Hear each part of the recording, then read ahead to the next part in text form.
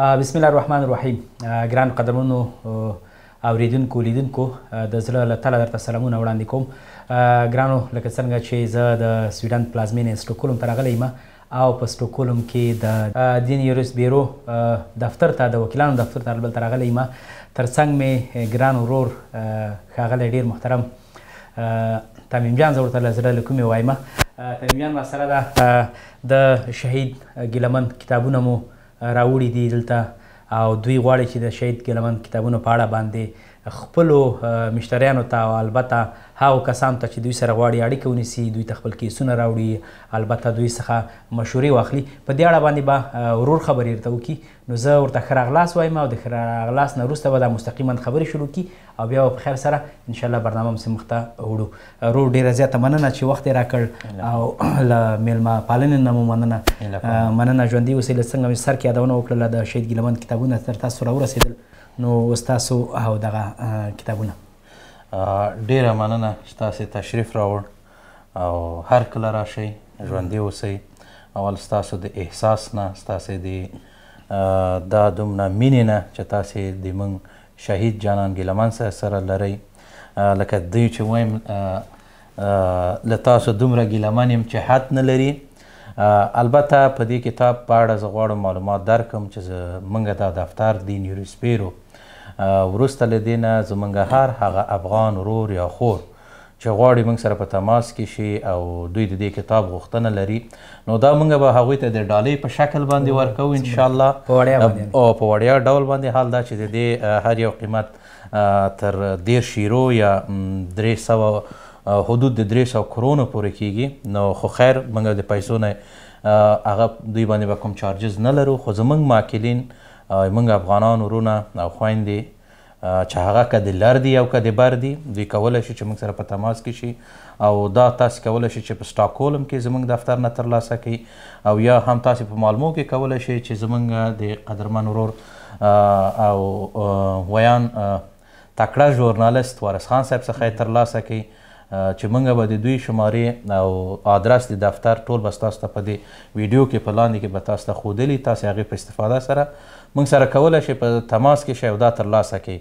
البته په دې کې د ګیلمن صاحب الله دې دې ته جنتونه په برخه کې هغه اشعار دي چې دوی ډېرې زیات د یووالي د افغانیت لپاره او د یووالي لپاره یې کړي دي او هغه شعرونه چاپ شوي. خو دا بیا هم تاسو ته وایم چې دا ډېر په محدود ډول باندې دي او دا ډېر خلکو سره شته دي نه. نو یوازینی مرجع یې دا و چې موږ بیا هم د وارث خان صاحب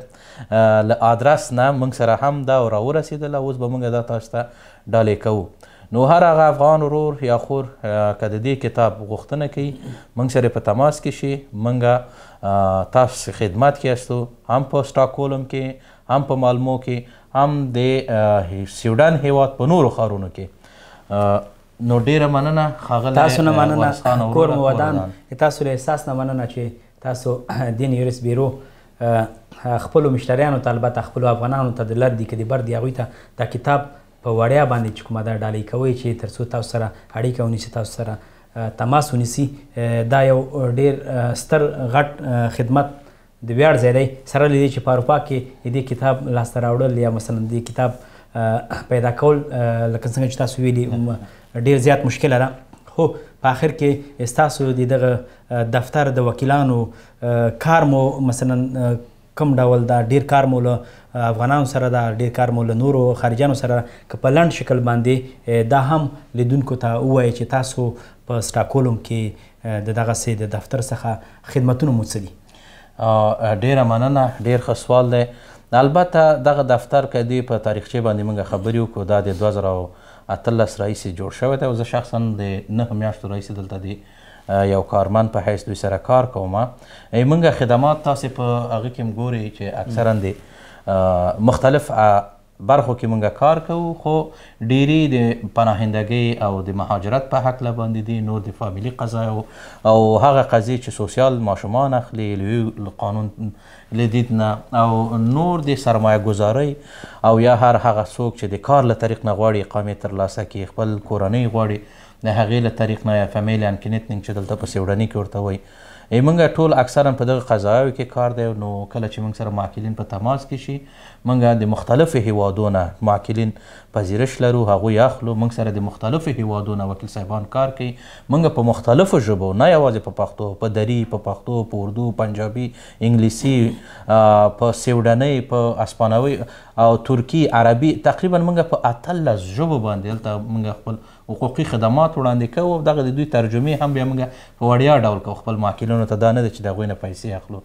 او د موږ موفقیت هم په همدغه کې دی چې د هر هیواد ته موږ مربوطه وکیل لرو لکه څنګه چې زه په افغانستان کې زه وکیل پاتې شوی یم 12 کاله ما بین المللي نهادونو سره کار کړی د افغانستان حکومت کې ما د وکیل په حیث کار کړی دی او مختلف قضیو کې نو ماته د افغانستان لیګل بیکګراوند ډیر لکه داسې معلوم دی لکه عینې غوندې زه پوهېږم چې یو هویت سند څنګه ثابت کړم زه پوهېږم نکاح خط که چیرې څوک نه لري نو بدیل د هغه زوجیت خط دی چې اکثرا دلته د دغې معلوماتو ګراوند انفارمیشن چې دوی ورته وایي د دې د نه شتون له کبله موږ افغانان په مشکلاتو کې شي امیګریشن ته څوک توضیح نشي ورکولی او موږ بیا راځو په همغه شکل همداسې موږ سره سویډني وکیل صاحبان شته د ازبکستان نه شته د پاکستان نه زموږ شته د هندوستان نه موږ لرو مختلفو هیوادونه چې هغه وکیل صاحبان دلته هم پوهنتونونه یې لوستي دي او د سوینسکي ریسک اګزامن چې دوی ورته وایي هغه یې ترسره کړي دي قانوني وکیلان دي او د هغه تر څنګ هغه اساس د خپل هیوادونو پیږي همدغه لپاره موږ په مختلفو ژبو مختلف وکیل صاحبان چې په قوانینو باندې اراسته دي موږ خدمات وړاندې کوو او تر ډیره حده الحمدلله موږ بریالي یاستو او داسې نه ده چې موږ ټول قضاوو کې برنده یو نه ځینې داسې قضیې دي وکیل تاسو پوهېږئ چې یو وسیله دی قانوني وسیله ده ولې تصمیم نیونکی نه دی ولې موږ یو ښه قانوني وسیله است تر حده پورې خپل کوشش کوو خپله ژبه باندې لکه څنګه چې تا یادونه خپل خدمات وړاندې کوو چې یعنې تا ته د افغانستان په اړه باندې ډېر زیات معلومات دي ته کولی شې چې مثلا د یو افغان کیس چې کوم ده په صحیح طریقه باندې دوی ته تشریح کړي دقیقا د دې په ځای چې مثلا یو سویډنی وکیل وي ټول وکیل صاحبان د قانون په اساس دوی خپل زحمت وباسي خو موږ هغه چې ووایم چې ښه والی په دې کې دی که نه چې موږ کولی شو د خپل یو د عرفي او عنعنوي موضوعات هم شته دي ځینې موږ افغانان دي چې هغوی هغه خپل تظاهر د اظهاراتو نشي کولی خو ته چې د افغانستان د بطن او قوانینو نه پوهېږې ته د هغې د زړه خبرې ښه کولی شي چې ورته فرقلاره کړي یا ورته توضیح او تشریح ورکړي نو دغه ایبیلیټي یا دغه توانایي د موږ په وکیل صاحبانو کې شته دی او موږ دلته یو فقط د خلکو د خدمت لپاره بله ډېره مننه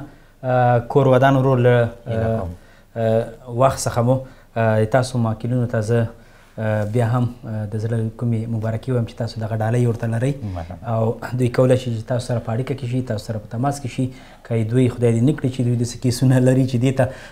اړ شي چې مثلا دا خو یو ستونزه وي که نه چې یو چا ته ستونزه خلق شي او بیا مثلا لکه څوک چې ناروغ شي او ډاکټر ته مثلا مراجعه وکړي که نه خدای دې وکړي چې موږ افغانان هېڅ کله هم وکیلانو ته اړتیا پیدا نه کړي هېڅ کله هم ډاکټرانو ته اړتیا پیدا نه کړي خو که چېرته اړتیا لري نو کولی شي چې تاسو سره په اړیکه کې شي او تماس کې شي کور دې ودان په آخر کې څه وینا لري کمره تاسو په خدمت کې او مننه دا خو د شهید ګیلمن صاحب کتابونه دي نو زه په دې دغه مصاحبه په یو شعر باندې ختمه کوم چې وایي توره دې در واخله نن پښتو او خپل ځان پورته کړه توره دې در واخله نن پښتو او خپل ځان پورته کړه له خپلو سترګو دې دا نوم د غلام پورته کړه پاسه ننګیالیه نن دلبر او جانان وګټه پاسه ننګیالیه نن دلبر او جانان وګټه نوم د افغان وګټه ناموس د افغان وګټه ډېر دا د شهید ګیلمن شعر نه دا شعر دی بل چا دی